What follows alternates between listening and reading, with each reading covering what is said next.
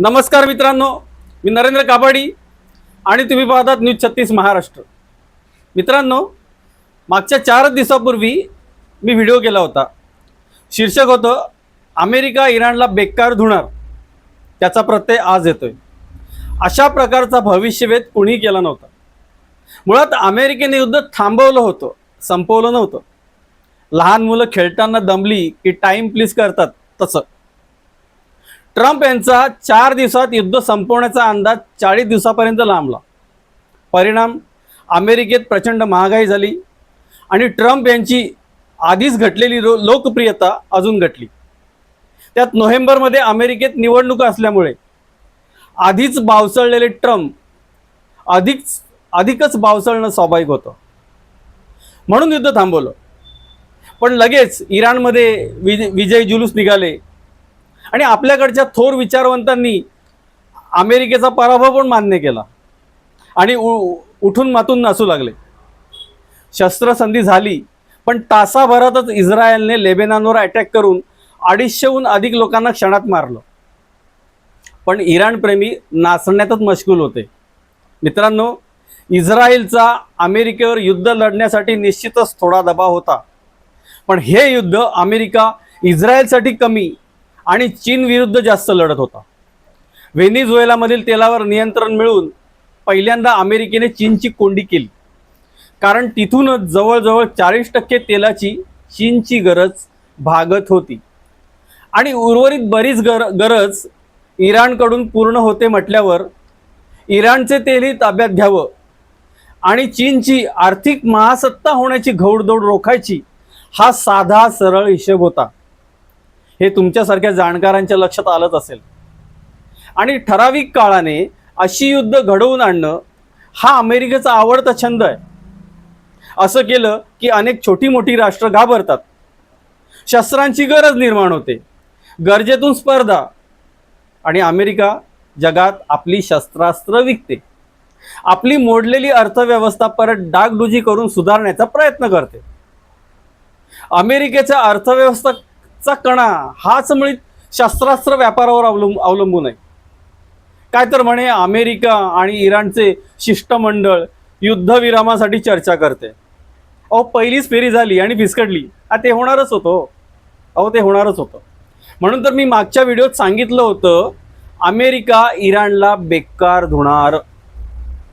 अशा चर्चेच्या 17 फेऱ्या झाल्या तरी इराणच्या अटी अमेरिका मान्य करणार नाही। पहिली अट, अमेरिकेची व्यापारी बंधनं इराणला नकोय। ती नाही ठेवली तर अमेरिका इराणचं तेल कसं ताब्यात घेणार? दुसरी अट, इराणची जागतिक स्तरावरील संपत्ती आणि मालमत्ता जी अमेरिकेने गोठवून ठेवली आहे ती मुक्त करावी। अर्थात जोपर्यंत अमेरिकेचे इराणमध्ये वर्चस्व प्रस्थापित होत नाही तोपर्यंत शक्य नाही। अट 3, इस्रायलने लेबेनॉनवरील हल्ले बंद करावे। बघा, इराणने हुती, हमास, हिजबुल्ला हे दहशतवादी लेबेनॉनमध्ये कार्यरत ठेवायचे। त्यांनी तिथून इस्रायलवर हल्ला करायचा, पण इस्रायलने त्यांच्यावर प्रतिकारवाई करू नये। इस्रायली एवढे वेडे आहेत का? चौथी अट, इराणला युरेनियम शुद्धीकरण करण्यापासून थांबू नये। आता युरेनियम शुद्धीकरण करून इराणला त्याची पूजा करायची आहे, अणुबॉम्बच बनवायचा आहे ना? अमेरिकेला कोणतंही राष्ट्र अणुबॉम्ब संपन्न नको आहे आणि इराणच्या याच कृतीमुळे तर इस्रायलची पार झोप उडाले। त्यामुळे ही अट मान्य होणं स्वप्नात सुद्धा शक्य नाही। पुढची अट, होर्मुझ सामुद्रधुनीतून इराण टोल टॅक्स वसूल करणार। मुळात सामुद्रधुनी ही जागतिक मालमत्ता आहे, त्यामुळे असा कुठलाही आंतरराष्ट्रीय कायदा नाही। अशा अवघड अटी पाहिल्यानंतर हा फारसच होता। पण या फारसचं खरं कारण काय, तर जी सामुद्रधुनी इराणनी बंद करून टाकले त्यातूनच जगातला मोठा व्यापार म्हणजेच दळणवळण होतं। याचा मोठा फटका रशिया, चीन, भारतासह अनेक देशांना बसतोय। चीन आणि इराण हे जवळचे मित्र आहेत, त्यामुळे चीन पाकिस्तानचा वापर पोपट म्हणून करतोय आणि ऑलरेडी पाकिस्तान हा अमेरिकेचा पाळलेला कुत्रा आहे। पाकिस्तान मध्यस्थी करतोय।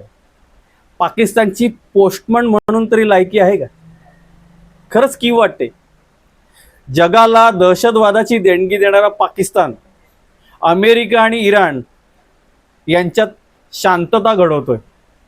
म्हणजे सिंह आणि वाघाचं भांडण हा उंदीर सोडवणार. 21व्या शतकातील आंतरराष्ट्रीय राजकारणाच्या इतिहासात पाकिस्तानचं नाव सुवर्ण अक्षरात लिहिलं जाईल. सर्वात मोठा विनोद म्हणून काय आहे, सकाळी सकाळी गांजा मारून पत्रकारिता. मित्रांनो, अमेरिका इराण चर्चेतून काही साध्य होणार नाही. अमेरिका, इराण आणि इस्रायलच्या हट्टापायी दुनिया भरडली जाते, हे सत्य दुनियेने स्वीकारावं. अमेरिका तेलाच्या वर्चस्वासाठी, इराण अणुबॉम्ब बनवण्यासाठी आणि इस्रायल स्वतःच्या अस्तित्वासाठी आपल्या भूमिका तिळमात्र बदलणार नाहीत. यापुढे अमेरिका राहून राहून इराणवर आक्रमण करून दबाव टाकेल. त्याला इस्रायलची साथ असेल.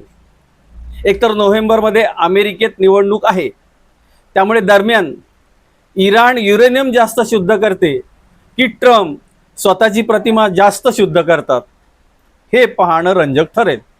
या युद्धामुळे ट्रम्प एप्स्टीन फाईलवरून लक्ष हटवण्यात यशस्वी झालेले आहेत. तरी महागाई, बेरोजगारी ही आव्हानं त्यांच्यासमोर आहेत. आणि परत ह्याच मुद्द्यावरून लक्ष हटवण्यासाठी ट्रम्प इराणची किती दुर्गती करतो हे पाहणं पण रंजक असेल.